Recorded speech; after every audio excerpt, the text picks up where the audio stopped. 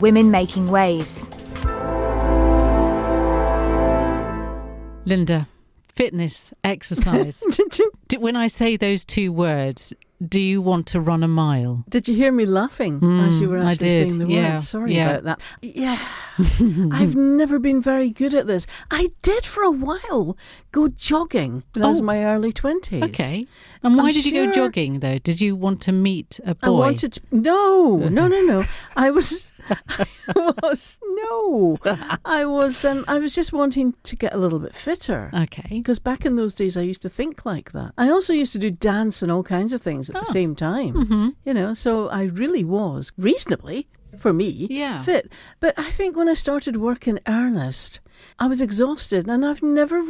having said that, I did do some dance exercise type stuff, which I really enjoyed. So you did that? Pineapple Studios. Wow. In Covent Garden. Now that's pretty cool to be doing it there. Very cool. But I wasn't like a real dancer, of course. I was just doing the dance exercise stuff right at the back. So it wasn't... That makes it sound better than it was, Susie. And I think that's pretty much my contribution to exercise. But the thing is terrible. The question I want to ask you here is, when you were doing your jogging and then when you were at Pineapple Studios, were you with people that also wanted to do it? Yes, I was. That's quite key, isn't it, sometimes, to be sort of with people that you know are doing it? I suppose so. Could you talk about it? It's in the sphere. You've also got to be a little bit self-motivated as well, though, haven't you? Yeah, you have. You know. Yes, yeah, you have. Yeah, self-motivated, or you've got a holiday coming up and you want to get fitter, or you've got to... Look better. There's a lot of that. Yeah. I think people take up going to the gym and things like that and doing dance, all of these things, because they want to look better as well. Yeah, but this thing, isn't it? That really bothers me. We want to look better. We want to look better for who? That's the question. Well, it should really be for yourself, shouldn't it? Should be. So at school, I've always done lots of sport. School sport was great because it got me out of the classroom. That's why I liked sport. I wasn't very academic at school, and I never really had a very good school. I was terrible at sport at school. Terrible. You see. So it was a relief to me, whereas I'm not sure if sport is a relief to you. No. When you're the last to be picked in every class, and it's not because they don't like you particularly, or maybe they didn't, but I don't think it was that. I think it was because at that particular skill, they knew that that was not my thing. And I was likely to drop the ball, let it fall through my fingers, or not be fast enough, or whatever. I just wasn't sporty. It's so harsh. School sport was very harsh, I think. And you were never allowed to take you... there was certain levels that you would start. There were certain children and students that had been doing sport outside school, and then there were children like me actually that never did sport outside school, but I would always find a way of getting to the pitch or to the court. I would definitely do that. It's so strange, isn't it? Some of us were trying to think up excuses, and to get out of it. Yeah. And others were just literally, I would rather do it. Did you go to a mixed school, co-ed school? Yeah. So I went to an all-girls school, and I think it helped not having boys doing the same sport as me, so I think the girls were able to thrive in their own world, if that makes sense, in the sports field. But that's intimidating. I suppose. It was. I don't remember feeling intimidated at all. So I was really pleased that I had done that. But for you did your running, you did some Pineapple Studios in Covent Garden. Pretty cool. Yeah. I really enjoyed that, actually. Yeah. When I hear the tunes that we were dancing to from the 90s, mid-90s, I still remember dancing to those tunes. Really good. When you walked out of that class, did you remember that feeling of feeling good after doing some exercise? Yeah, I suppose so. Yes, I really enjoyed it. Wanted to do more. Yeah. Yes.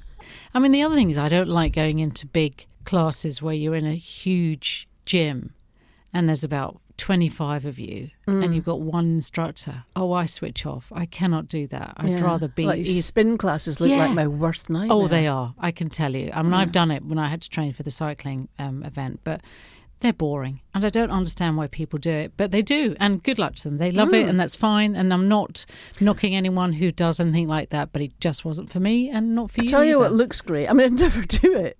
You know these classes where you're tied to an elastic band and there's a class of you and you're all jumping in the air in one direction, landing back down, jumping in the air in one Elastic band. There is a name for that, and I'm actually going to look for that. I'm sure it's not an elastic band. Oh, that is so funny. But it looks hilarious. Oh, yeah. No, that is actually. I've tried those, and they're very... I have, and they're very disorientating. You've really got to have pretty good core strength. Yeah. Just spinning there in the air, just turning round quite fast, because I've managed to tangle it up. Oh, yeah. You would tangle yourself and then quickly roll out and fall on the floor. Yeah, I know what those are. And there is a name for them. It's bungee jumping. Bungee jumping. Yeah, but not from a big height, but just literally just from the floor. Yeah, so elastic band looks like huge, big elastic bands, as you say, from the ceiling, Linda. And I've seen classes that obviously really know what they're doing, and they're all doing it in tandem, and it looks amazing. It does. How many times did you do this bungee dancing? Oh, no, I did it once. I did it once just to try it, and I haven't done it since, and I think I was all over the shop. I looked a mess. But I not tried like it. you, Susie, to look a mess. Well, it was nice to do, but I decided that was... not for you. No. Well, we're chatting to people today who are going to be talking about all of the things that we've just talked about. We're chatting to a dancer called Bar Groisman, who has her own dance company and very interesting background. And we'll be talking to Donna Lovett at DL Training in Cambridge, and she is helping women get back into the gym. There's a lot of empathy with women who have never done it before, and she trains lots and lots of women, and it is fantastic to see her do this. And if you don't like your exercise, a bit like me, have a listen to this programme, because you might just change your mind.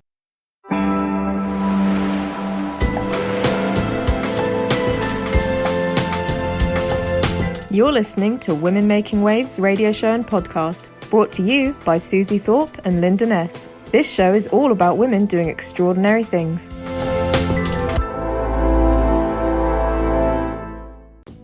Bar Groisman is a Cambridge-based dancer, choreographer and writer, and the founder of dance theatre company called Sababa Co. Bar joins us today to talk about the company and her life in dance. Welcome to Women Making Waves, Bar. Thank you for having me, Linda. You're very welcome. How did you get started in dance? Were you one of these kids that went along to a ballet class when you were knee-high to a grasshopper? Absolutely. I am the classic 3-year-old ballet case. And I started, 3-year-old pirouetting, doing all of those ballet moves. And then when I hit about 12, I decided to leave ballet behind me, and I went on to contemporary dance. I didn't like that there were so many rules. There's a lot of rules in ballet, isn't there? Yes, it wasn't for me. I really respect the art form. It's beautiful. It's God, you have to be strong to do it. Yeah, I wanted to say more with my body. I had other things to say. And you weren't tempted to go into, I don't know, things like jazz or other types of dance? Contemporary was the one that called to you, was it? Yeah, it was actually, I think I was about 10. And my mother took me to an exhibition, and there was a video of a German dance choreographer called Pina Bausch. And I think I went around this exhibition about 12 times because I just wanted to see this contemporary dance movement. And it just seemed so free-flowing and so expressive, and I obviously connected to it in some way at such a young age. So here I am, haven't been able to stop. And your mum, was she interested in dance as well? Was that one of her things? She danced until about the age of 18, 19, primarily doing ballet. And actually there's a kind of string of female ancestors who all danced at some point in their lives. Wow. So there's something in the genes there, something in our family history, this need to dance. Now she's an author, so she's still a creative, just in a different art form. Would you say when you were a teenager you got completely obsessed with dancing? Absolutely. Yeah, absolutely. I think I always say it's the thing I know best, and I can't imagine doing anything else. It's that one phrase I've always said. I can't imagine doing anything else. It's the thing I just absolutely love and adore. It's obviously a love-hate relationship. It's a really difficult industry to be in. Yeah.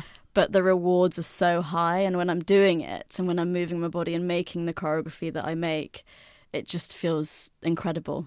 It's really lovely to love your job like that, because not many people can say that, really. No, I'm very, very lucky to have found it so early on in my life. And my parents were always very supportive of that, and I was very lucky of that as well. And I imagine that a lot of your friends who are also into dance probably started dropping off through their teens and going off and doing other things and stopping. Was that the case? Yeah, I think it was a mixture of things. There's a lot of dance friends that I have who I've been dancing with since, I was 10, who are still dancing now. I have lots of friends who stopped dancing at, 16, even 21 after going to dance conservatoire, dance school. I think along the way, people realise that they have other passions and other desires. And usually boys or girls or whatever they're into. People start dating and that kind of thing when they're in their teens, and that often wrecks a lot of the things that they're really, really massive about when they're a kid. Absolutely. I think there's very much this. It really felt as a teenager that once I decided to go into dance, I really had to put all my focus and energy into that. And obviously, I had my crushes and all those, teen thoughts that you have. And I always had this voice in the back of my mind going, no, but really focus on the dance. This is really important. Yeah. And it just felt like something I had to pursue. I'd regret it, really. Now, you went to the Northern School of Contemporary Dance. I did. Why did you choose that particular college? I'm assuming there's quite a lot of dance colleges that you could have gone to. Do you know, I auditioned for 3 dance conservatoires, and it was the only one I got into, but actually it was really a blessing in disguise at the time, although I was really distraught that I didn't at the time you want to get into as many as possible, and it always feels, especially when you're aged 18, you think, I've only gotten to one. And do you know what? The first time I stepped into Northern, it just felt like home. Oh, and that's lovely. It really felt like my place. So at the audition, it felt like that? Yeah, at the audition, I really felt like, yes, I really belong here. And it felt like home. And so I was so relieved to have got a place there. It was a really special place. Really I suppose, like acting, there's probably loads and loads of people trying to get in all over the place, and for a handful of places, I would imagine. Yeah, it's super competitive. I think when I auditioned, they took about 50 people per year, about 2,000 applications. Wow. So it's really tough. It's about the same as acting then, I think. Yeah, I think similarly. Yes. Yeah. Very, very difficult to get in. And when you actually started the course, how tough did you find it? I can imagine it must have been quite hard work as well as enjoyable. It's really tough, yeah. There was a lot of points where I thought I was going to give up. And I'd call my mum and go, right, I'm done. It's too hard. I'm done. I can't do this anymore. I'm still too tired and it's too difficult. And she'd go, yeah, okay. Because she'd know that the next day I'd wake up and I'd just, I'd go. Wild horses wouldn't drag you away. Exactly, yeah. She knew that I was just going to keep on going and ploughing forward and finish the course. And you know what? I'm so glad that I did, and I'm so glad that she didn't let me quit, because it shaped so much of me as a dancer and performer and maker. And it was at Northern that I discovered that I wanted to be a choreographer. So really? If I hadn't have gone to Northern, who knows when I would have discovered that. I might have discovered that later on in my life. I was really lucky that towards the end of my 3rd year, with the dissertation, you could choose whether to create a piece of choreography or write an essay. And I chose to create something. And through creating that piece of work, I realised, I want to be a choreographer. I don't want to be a performer anymore. And I did perform for a while after I graduated, but then very quickly started making my own work. Yeah, that was really the place where it began. So is that now your focus, rather than dancing, or do you still dance yourself? I teach a lot. I teach dance a lot. So I dance mostly when I'm teaching. But choreography has been my main focus for the past 5 years, yeah. I find that fascinating, actually. How the heck do you get started when you're doing a choreography? Where do the ideas come from? Gosh, it's a really good question. They come from various places. Dreams. Wow. From I write a lot of my dreams down. I have very vivid dreams, so they stay with me. I feel very lucky in that respect. And so I write the images down. Sometimes they give me choreographic thoughts. But mostly I make my choreography from experiences that I've had in my life, especially if I have something I want to say. And this is very much where my current production, Coiled Up, came from. So the show is about the reality of living with a womb. And living with a womb, not living in a womb. With it, yes. With it, okay. Yeah, with it. No, it's a good question. I don't think anyone's ever phrased it like that. So, yeah, living with a womb and the hormonal experience of people who experience periods and have a womb. And it just came from having a really awful interaction at the GP practice. And I came outside and I felt patronised and I was crying and I was really upset and I felt unheard. And I just stepped outside and I thought, I'm going to make a show about this. And that was it, really. That's a really good outlet for venting, isn't it, really? It is. Very cathartic. It is. Yeah, you should try it, Linda. Dance it out. It's great. Just imagine me coming up with a dance. Yeah, that would be quite something. That's great, though. I mean, and just an episode like that, which can be pretty horrible. You know, I've had some horrible experiences over the years at the doctors, especially many years ago. It's bad that I'm hearing that this is still happening, you know. Yeah, it's sad to think that it's still happening. And I was talking to someone recently, and I'm sorry you've had bad experiences as well. I think it's one of those things where I feel really lucky to have been able to channel that into my artistry and into my choreography. But also, we're still making work about the womb, really. We're still having to do that. We're still having to create those conversations. It seems almost ridiculous in 2026. It does, really, doesn't it? But here we are. It does. Now we talked about the dance company, Sababa. Tell me about that. Why did you start your own dance company? Where did that idea come from? So it's really interesting because I've never really fully felt that I fitted into other companies as a performer. I would always get to the end stage of an audition and then I'd never get the job. And I always wondered why. And I always felt that I'd love to ask, all these people that I auditioned for, what was the reason? And sometimes you get a chance to ask and sometimes you don't. And so I essentially just really wanted to create my own world that I felt belonged to me and that I could create from this place of almost not feeling like I belong in any one place. And I'm also a third culture child, so I think there's a little bit of wanting to create a space that came from my own mind and my own body, and it really excited me to invite people into that space. And I'm very careful of who I invite into that space. If it's a very precious space to me, and I just loved the idea of creating something from scratch. Yeah, and going, oh wow, I made this. It's like a creative baby almost in some way. But what about the admin side of it? Is that a bit of a bore? Because I can imagine that running a company, you've got to think about a lot of other things other than the choreography and the people that you're working with. I imagine you've got to organise things, you've got to organise venues and events and do the publicity and all of that kind of thing, which can get a bit kind of, if you don't have somebody, or do you have somebody doing that for you? I did it on my own for a couple of years and it's tough. You have to keep driving yourself forward. It's hard work, especially when all you want to be doing is be in the studio, creating the dance and moving and creating the choreography. And then you very quickly realise, in order to do that, I have to do this admin side. Yep.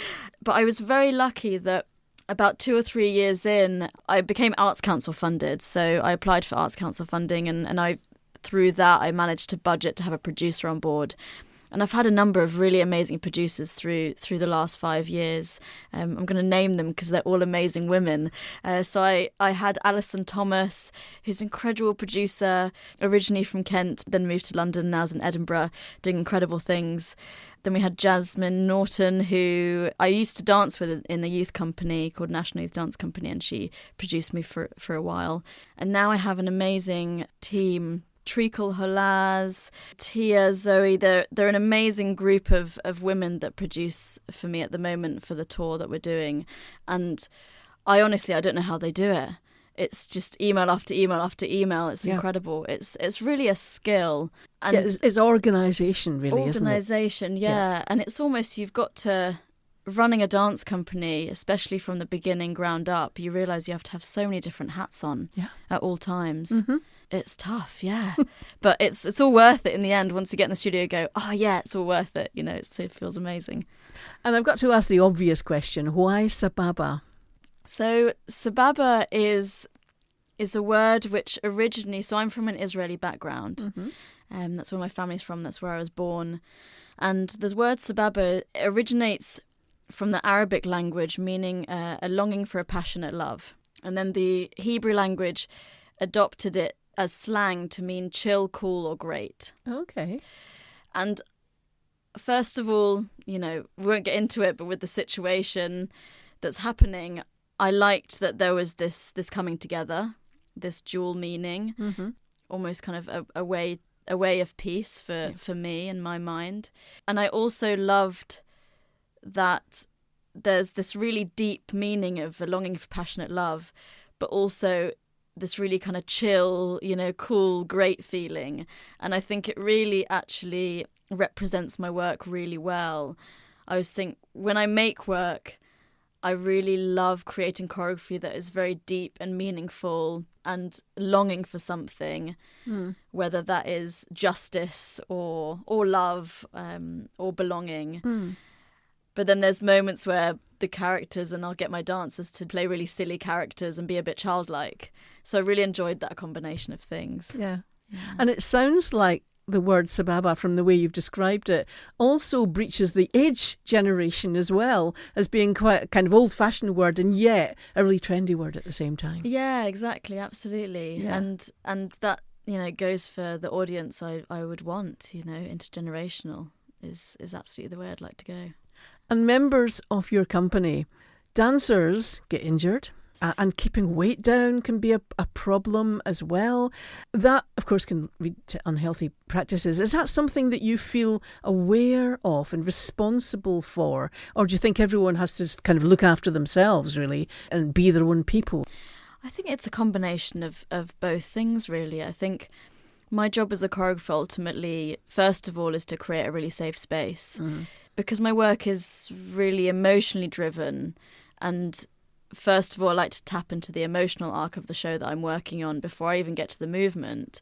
My first job is to make sure that the dancers feel safe in the space and that the rest of the team feel safe in the space and that we're ready to work hard but in a really nice environment. Yeah. And sometimes injuries do happen. I had a dancer, they hit their head in the last week of rehearsals and, you just go with the flow. You just see how they're doing. It happens. And ultimately, yes, they are responsible for their own bodies and responsible for knowing how hard they can push their bodies and how far they can push their bodies physically. They know their bodies better than I. So, and I hope to think we have this language in the space where we can, they can ask for things and say, I'm going to do this run, but, if you want a really full out 100% run of the show in 2 hours, then I'm going to need to do it 50% now. Yeah. Or I say, I need it 100 now. So if we do it 100 now, you can do it 50% later. I think the only thing is, and I think I was talking to a friend of mine recently who's in the musical theatre industry, that there's this very common place for understudy roles. And because budgets are so tight in the contemporary dance world, it feels that sometimes there's not space for that, for someone to be ready to go if a dancer is injured. And so I think that can be nerve-wracking sometimes. Yes. And also, especially in the world that I create physically and emotionally, the dancers go through so much and they bond through that experience. And so then to suddenly bring someone else into the space that hasn't been with them really hard in that group, really hard, especially, with the show that is so to do with the bodily experience and emotional experience. Yeah, I'm interested to hear more about this, actually, the womb, living with a womb. How the heck can you express that through the medium of dance? I can understand a play or something like that, but through the medium of dance, that's difficult, isn't it? You really set yourself a task there. Yeah, I love a challenge, Linda. I love a challenge. I love a challenge, me. Yeah, it's interesting. So I have this practice called Inside Out, and it's where I take the dancers through an improvisational task where I guide them verbally through physical states. And that can be led through textures, memories, experiences that they've had in their lives. And I work as well with volume, percentages, speed, dynamics. because ultimately for me, although I'm making a show from my own experience, they're people of their own with their own experiences. Yep. So for me, it's really important to tap into that and to tap into their lives and how they see the work and understand the work that I'm trying to make and put out into the world. Mm-hmm. Because it's all well and good going, here's a movement I've made, about my experience, but what's the point? Because it's supposed to be about people and about, society and how far we've come and how further we have to come still. So that really helps generate that movement from a really authentic place. And it's hard. Sometimes I make... Am I allowed to swear? I don't know. Well, it's going out in the radio, so... I sometimes make really awful stuff. That's like, sometimes I'll make something, I'll go, that was awful and not at all what I'm feeling inside. And so I'll have to recreate it. And I also go through this improvisational task on my own. My rehearsal director, who's an amazing rehearsal director, he's also a costume designer, the costume designer for the show, called Jacob Elliott Roberts. He takes me through it as well, and so I can generate it from an authentic place.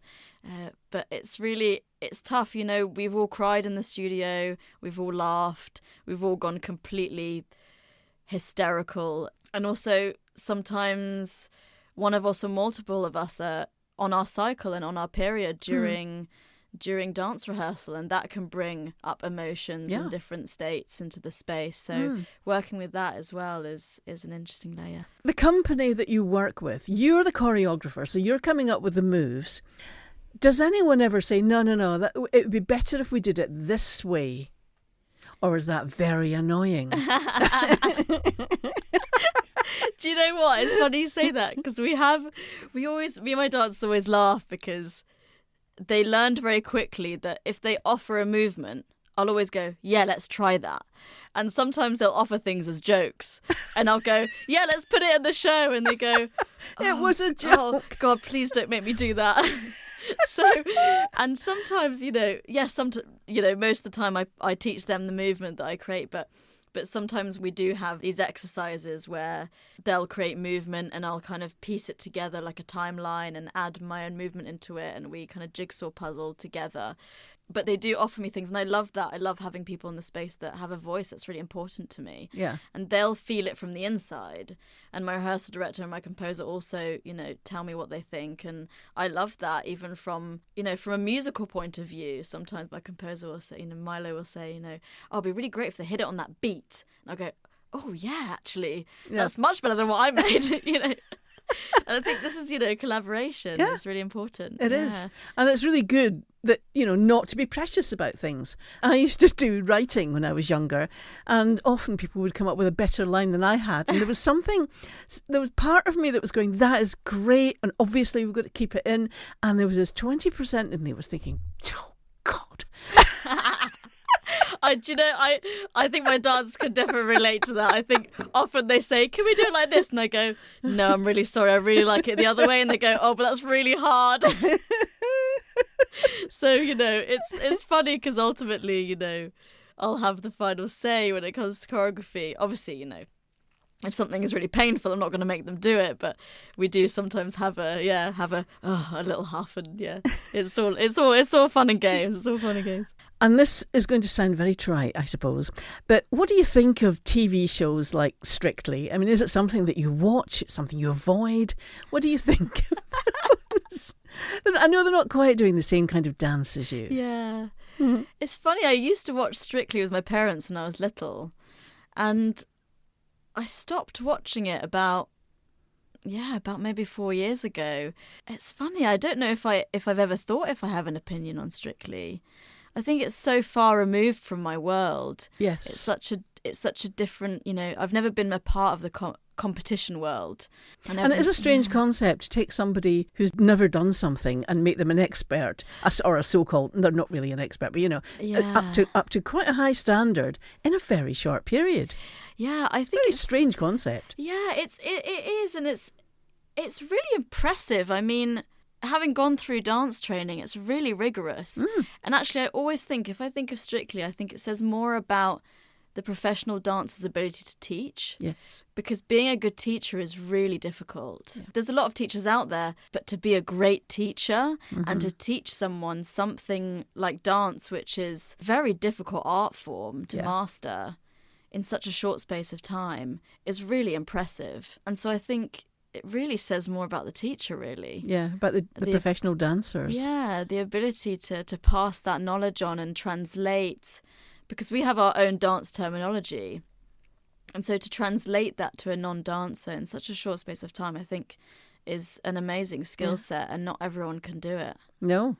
Well, clearly. Yeah. They can't. I mean, it's not something I particularly watch, but clearly some people are better at it than others. And I guess if you've gone to drama school and done a smattering even of dance, when you've done musical theatre, it's got to be helpful. And if you're a sports person, much more difficult, I would have thought.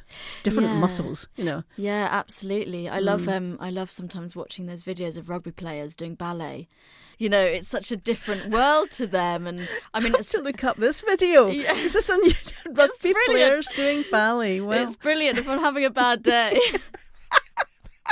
I absolutely love it. It's wonderful, you know, seeing these rugby men doing ballet, you know, this really delicate art form, but, you know, you have to be really strong as well. Yes, you do. It's just different muscles. How can people get in touch and find out more about Sababa? We have an Instagram called sababa.company, and we also have a website, www.sababacompany.co.uk, and if you want to email us, it's info@sababacompany.co.uk.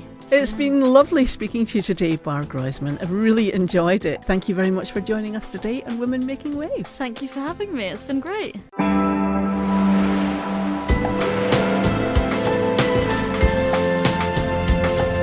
You're listening to Women Making Waves radio show and podcast, brought to you by Susie Thorpe and Linda Ness. This show is all about women doing extraordinary things. Donna Lovett is a personal trainer, menopause coach, and fitness mentor. But her journey to becoming a personal trainer isn't perhaps what you might expect. And we're looking forward to speaking to Donna today and finding out more about her. Thank you very much for joining us on Women Making Waves today, Donna. Oh, thank you, Linda.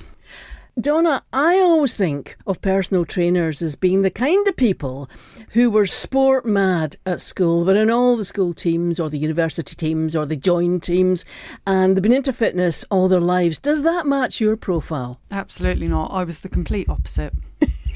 I'd run a mile. I used to come in with like little me. notes. Yeah, little notes from Mum saying, "Mum, sign me off. I don't want to do it."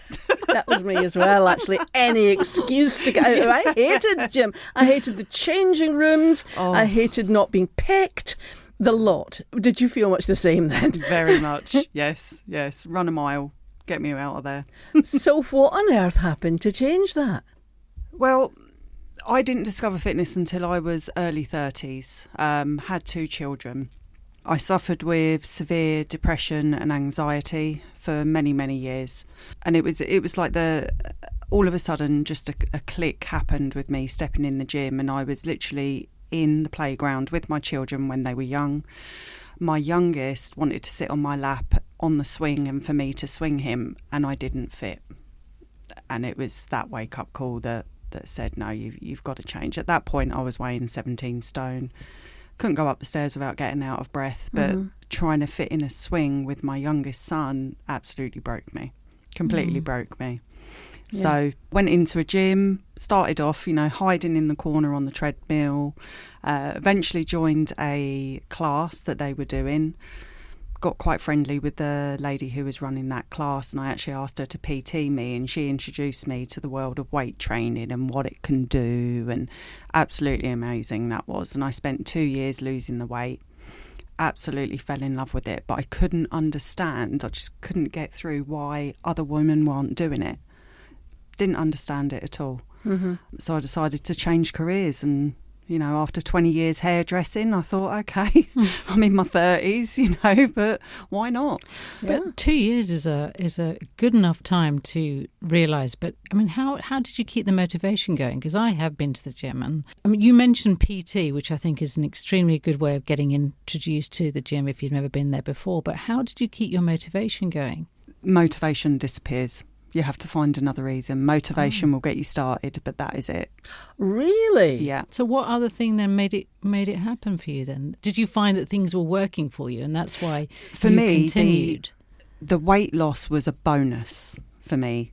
For everything else, it was the mental health side of it that I got. And at the time, I was actually having counselling and everything. And what I was discovering over time is that the days that I went to the gym, you know, the cloud, you've probably heard, you know, mental health people say this about the dark cloud that looms over.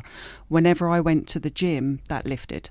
Right. It's the only way to explain it. And that's the chemicals in your body. The endorphin The rush. endorphins. Yeah, the natural happy high, as we call it. And I fixated on that. Yeah. I still think it's amazing that you do, because I know loads of people that have got into it and they do have the endorphins, and then something else in life takes over. The child, the house, not being able to afford it. I mean, something that you obviously want to endorse in other people, don't you? They want to help other people do this. There are so many things that can be just kicked in your way. How did you stop that? You need to find the right person to keep you going. You have to find the right person. So it's really, really important to do your research before you just go ahead and pick some random person. Do your research, go and have a chat. For me, I've created a community for my clients, all my ladies. Obviously, I only train women. And we've got this lovely community. And even clients who no longer train with me, they are still in this community, and we'll go out for evenings, or we'll have little parties, or just create that community. That really, really helps a lot of my girls. That's fantastic. Yeah. And when you say PT, you mean personal trainer? Yes. And I always think, you know, of personal trainers as being the kind of people that are only for the rich or for the famous or for, you know, people with an awful lot of money. I'm assuming it is quite feasible for everybody. There are trainers that are ridiculously priced, yes, but you can find trainers that you can fit around your own budget. You know, mine, for example, I do ladies small group PT. I do a boxing boot camp, you know, which is like a weekly thing, let off some steam, and as well as one-to-one and hybrid coaching. So there's always something, but you need to reach out to that person and find out what they can offer. Tell them what your budget is, tell them what you want to achieve. And if a PT really wants to help you, they'll work around any of them obstacles. Yeah. You're not going to knock on somebody's door at 7 o'clock in the morning and go, right, come on, out of bed, get your... Absolutely not. Well, that's a relief to hear. I'm interested, though, to explore that first time that you went to the gym. You said that you were sort of hiding in a corner, and I think you described it at one stage as you were like a rabbit in the headlights. Yeah. Tell us more about that, because that puts me off going. I have visions of walking into a gym. I'm not quite sure what I'm going to be wearing, but it's going to be something that covers everything. Yeah. There's going to be all these gym bunnies around that look like something out of, you know, a magazine. And they're just all going to turn and laugh when they see me walking in the room. That's in my head, by the way. That's not actually happened. Do you know what? Every woman who walks in a gym thinks exactly the same, and it's not the case. But yeah, it was a complete rabbit in headlights. I think the first time I walked in there, I stayed maybe 10 minutes. Really? Yeah, just walked in, done 10 minutes, walked out. And do they show you all the apparatus? Because usually for the first time, they insist on having somebody to show you around the gym. It does depend on the gym. Okay. You can ask for an induction in a lot of gyms. Most gyms do. A lot of the big commercial gyms don't. But the smaller gyms tend to give you a little walk around, have a little chat. They're pretty good. Yeah. I have done it, you see. I do know that. I was shown round all of the apparatus. That was the ones that I went to think, and I was really intimidated and didn't go back. On your website, you've got here, empathise, educate and empower. What I'm particularly interested in, we can all empathise. We can all empathise with the situation that we want to get fitter, we want to feel better, and empowering ourselves to feel that. But the educating part to it is quite interesting, because so many parts of the gym are really good for certain parts of the body, aren't they? And for me, it's all about learning to use the equipment, isn't it? If that's part of it. And that in itself is probably very enlightening and helps your clients. Yeah, absolutely. Absolutely. I actually had a consultation with a lady this morning with regards to equipment, and she said, I just want to use the equipment. I haven't got a clue what I'm doing. So, I take a lot of time, and I do it at a real slow pace, teaching all these ladies how to use everything, why they're using what they're using. But I try and put a little spin on it so that they remember things. So I don't really go down the science route, because that's boring for me, let alone for anyone else. You know, I do it for a living and I find it boring. So I always try and put a little spin on it, and we'll use things like, imagine Tom Hardy's behind you and you're going to put your bum up to him, or, you're going to push your boobs to God, all this kind of stuff. But, it works. It sticks. Yeah. Yeah, that's the kind of thing you remember. Yeah. So we come up with all these little phrases and nicknames, and, it makes them more comfortable, makes them laugh. Yeah. And do you find that they come in, they say, look, I want to make my legs stronger. What would be the best way of doing it? And is it going to take me a long time? I mean, everyone's going to say that, aren't they? How long is it going to take before I get fit? Yeah. So it's like sitting in a car with a child. When are we going to get there? When is it going to happen? Yeah. And what do you say to that? Because it's such $1 million question, isn't it? How long's a bit of string? And it comes down to how much effort you're going to put in. Are you going to come at this 100%? Are you going to come at it 50%? Everyone is so different. Yeah. There is no timeline. Every woman I've ever trained has been different. Some of them do it really quickly, others don't. Genetics obviously play a big role. Yeah. Age plays a big role. Yeah. But what you're saying doesn't really matter as long as you have a go and keep some sort of momentum going. Exactly. Yeah. It's about changing habits. Yes. And I always say to everyone, the smallest of habits takes 6 weeks to ingrain. And that's the smallest of habits. The big habits, you're looking kind of 3 to 6 months before you really break into that.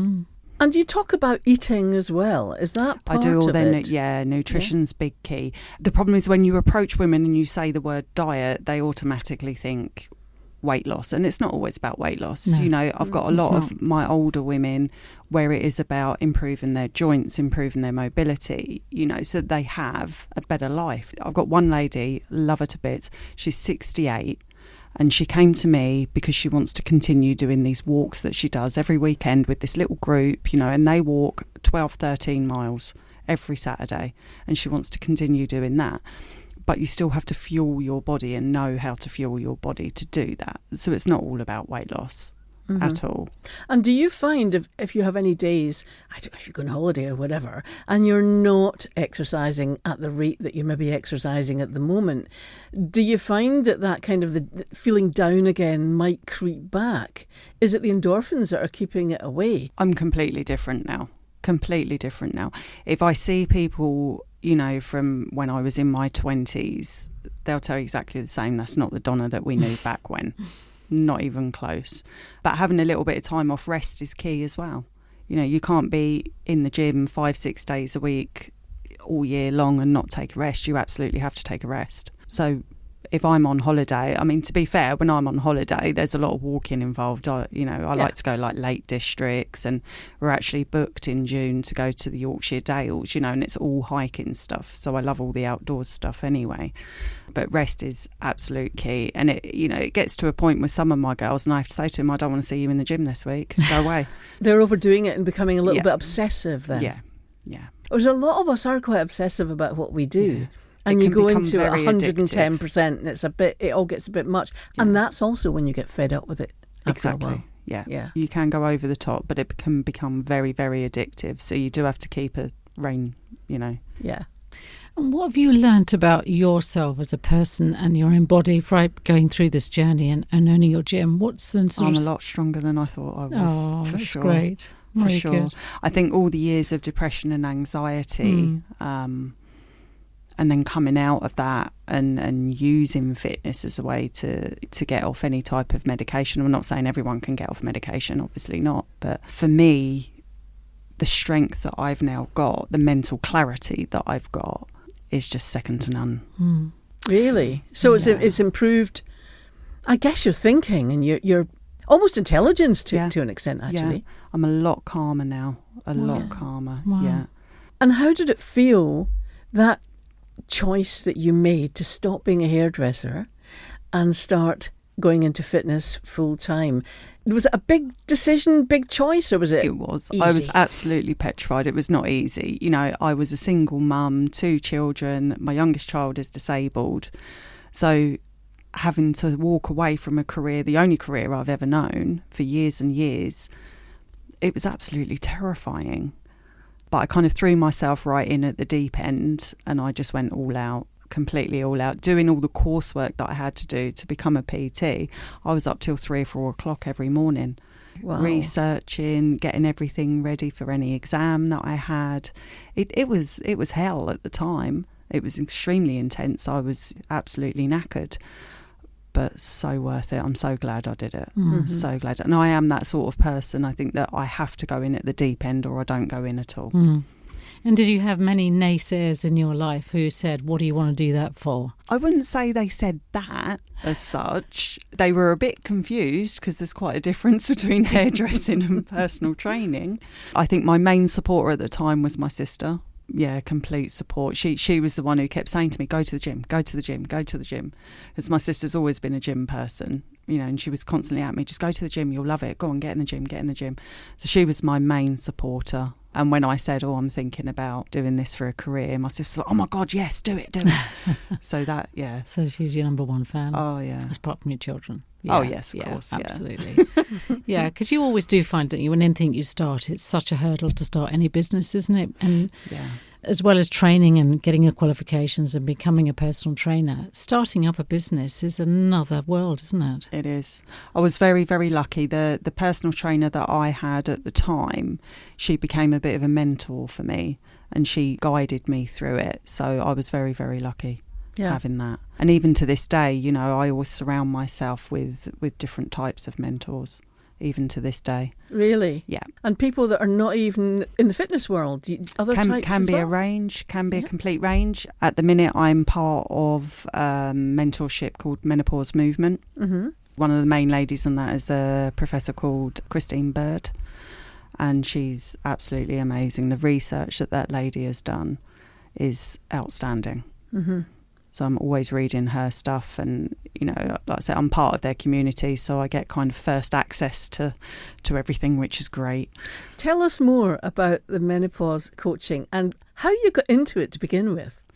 I used to be quite reluctant to talk about it, but I'm fine about it now. So 3 years ago now, I got diagnosed with ovarian cancer. As a result of that, I ended up having to have a full hysterectomy, oophorectomy. They took it was a total of 9 organs in total they took from me. Yeah. Mm. And obviously taking the ovaries, that put me straight into surgical menopause. So I didn't even get the chance to do the gradual. I was thrown straight in. But what I noticed is there wasn't much in the fitness industry about it. You had the basics, but there didn't seem to be any science-backed research behind it. So I discovered this group called Menopause Movement, and I've done both their courses. I've done like the fundamental and I've done the advanced course in that. I said part of their community, so I've got constant access to all that research. Well, it must have been very hard, and I'm sorry to hear what happened to you because it's awful. Yeah. But of course, different people go through the menopause in very different ways. Yeah. I'm assuming most of the women that you help are people that are really struggling with a bad menopause. I do, yeah, I do. I tend to attract one of two type of people, which is either ladies who are struggling with menopause symptoms or after menopause symptoms, and ladies who struggle with mental health as well. And obviously a lot of the time them two come hand in hand. Yep, very much so. So it's quite handy to have both under my belt, and the fact that I've experienced it as well firsthand, be it the mental health and the menopause, has helped greatly. Do you find some women discover that they're going through the menopause a lot younger than they used to? The average age is 55. Perimenopause can obviously start from 30 upwards. Yeah, that's what's so shocking. I try and tell my own daughters that, you know, to look out for things and make sure that they talk about it, because you were just saying it's good that you can talk about it now, but I think we all found very, very hard to talk about it with our close family and friends. Yeah. It was like the elephant in the room, and yet it's taboo. Part of women. Yeah. It seems to be kind of the last 2 or 3 years, I'd say, that it seems to be more openly talked about. I think we've got people like Davina McCall to thank for that. That's right. I think what she's done for that is fantastic. She's pushed it right in the forefront of everyone and just shoved it in everyone's faces, which I think is a great way to do it. I think men are far more aware as well. I get a lot of questions from men when I'm in the gym. I get a lot of them come and ask because I'm quite open about what I've gone through, and a lot of the men in the gym do come and ask me. Do they? And really? they say, "Is this part of menopause, Donna? You know, my wife or my missus is doing this and." Oh, interesting. Yeah. Gosh. I know that in my office, the managers were all given a training course on menopause and the symptoms of the menopause, which I thought was really, really good. Yeah. No, it's very progressive. It does need to be recognised. It does. Yes. It does, because the effect it has on women. Yeah. There are days I'll walk upstairs and can't even remember what I've walked up the stairs for. And are you using a normal gym where there's other people in it as well? I am, yes. You are? Yeah. Okay. So there's no getting away from the really fit people? There isn't, but there is. Intimidating ones. There's such a vast array of people in gyms now that you shouldn't let it stop you from walking in. No. Definitely not. What would you say to the younger woman that wants to go to the gym, wants to get fit, and you don't have to lose weight? That's not the point, is it? It's all about feeling fitness better about yourself, just better basically, and knowing that you're doing the exercise, because it is so important as a human being to do the exercise. But what would you say to a younger woman, say 35, that really just thinks, oh, it's not for me, I'll never be good at it? It's not about being good at it. It's not what it's about at all. Like I said, it is about feeling better about yourself, and it's thinking about the longevity of everything. Yeah. What do you want to be like when you're 70? Do you want to be walking with a Zimmer frame? Do you want to be able to walk to the shop and back? Do you want to play with your grandchildren? You've got to think long term. And it's just getting into that system, isn't it, of thinking, I'm going to get up and I'm going to go to the gym, or I'm going to do this exercise. And what you said earlier about changing habits. Yes. Little habits at a time is such a good idea. Yeah. And we forget that. We give such big hurdles, don't they? We have to spend an hour in the gym because we've done it then. It's not. You can walk into the gym and just do 10 minutes and then walk out again. Yeah, you just build it up. Yeah. Build it exactly like I did in the beginning. Like I said, I walked in there for 10 minutes and walked straight back out. But you went back a second time. I did. I dragged my friend with me. I did drag her with me. I was kicking and screaming. I was like, you need to come in here with me. I'm terrified. But as soon as I started talking to people, a whole different world opened up. Yeah. Everyone, honestly, they are so supportive. And these gyms that a lot of women walk into where they think they're all about, muscle mad men, they are the nicest guys you will ever meet. Oh, okay. Yes, and I'm talking about being intimidated, but I dare say if you get speaking to them, they're probably quite pleased that you're trying your best, even if you're not very good and look a bit rubbish as well. They will be your biggest supporter in the gym. When I first started, there was these massive guys and I was like, oh my God, get me away kind of thing, for steroid freaks or something like that. Complete opposite. The gentlest guys, they'll come over, they'll help you, they'll guide you, they'll have a good old chat with you. They are the biggest supporters you will get. That's really nice to hear. And you train people in lifting weights as well, don't you? Yeah. All about that weight surprised training. Me, actually. I thought it would all be about sitting on bikes and running machines and things like that. No. No, definitely not. Definitely not. Definitely not. Because that looks really quite scary. I'd be frightened to hurt myself. Most women think that until they try it. Yeah. And they realise how empowering it feels. It's an lift those amazing weights. feeling. Really? Yeah. And we always celebrate the little things and the big things. My lady this week, she actually leg pressed 400 kg. Wow. Yeah, she's trying to catch me up, I think. My knees would break. I mean, don't go in the gym and do that straight away. Of course not. Oh, okay. But start off small, and especially for women, legs is such a comfortable thing for us to do. So if you're going to do anything, go in and do some leg workouts, because all our natural strength is from our lower half of our body, because we're built for giving birth, whereas men are built to carry, we're built for giving birth. So all our strength comes from the lower part of our body. Oh, that's interesting. Yeah. It's funny you say that, because I did start doing weights a couple of years ago, and I remember about 6 months after doing the weights, we had Christmas and I had to lift the tree in because nobody was around, and my husband said, I'll come down in a minute, I'll come down, I will, I'll come down, I'm just upstairs at the moment. And I thought, just have a go. I picked it up, I thought, I can pick it up. This is quite weird. You don't realise until you've been doing these strength exercises that you are actually stronger than you realise. Mm-hmm. And that, for me, was the turning point. I thought, I don't see it, but I feel it. Yeah. A lot of the time I hear about the shopping bag thing, where people all of a sudden can carry all the shopping bags, 4 or 5 on each arm and just wander straight in without having to call their partner for help. Like breaking into a sweat when you pick up one. Yeah. And you train women only, as you mentioned. Women only, yeah. Mm-hmm. Female training specialist, yeah. How do people get in touch with you if they've listened to this today and they think, actually, that might just be for me? So you can go on the website, you just search DL Training in Cambridge. You've got the website, you've got links there to my social media, email, WhatsApp, phone call, video call, however you want to reach out, whatever you're most comfortable with to reach out. You do that and I will handle the rest. And what is your website? It's dl-training.co.uk. Thank you very much for joining us today on Women Making Waves, Donna. It's been enlightening, I have to say. I've learned a few things here. Thank you. That's good. Thank you very much for having me.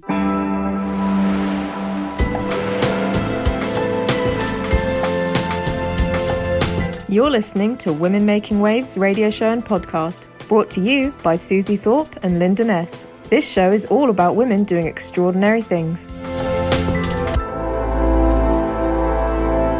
That's all we have time for today on Women Making Waves. Our thanks go to our guests, Bar Groisman and Donna Lovett. We are always on the lookout to feature women living extraordinary lives, so please do contact us if you know of somebody we should be talking to.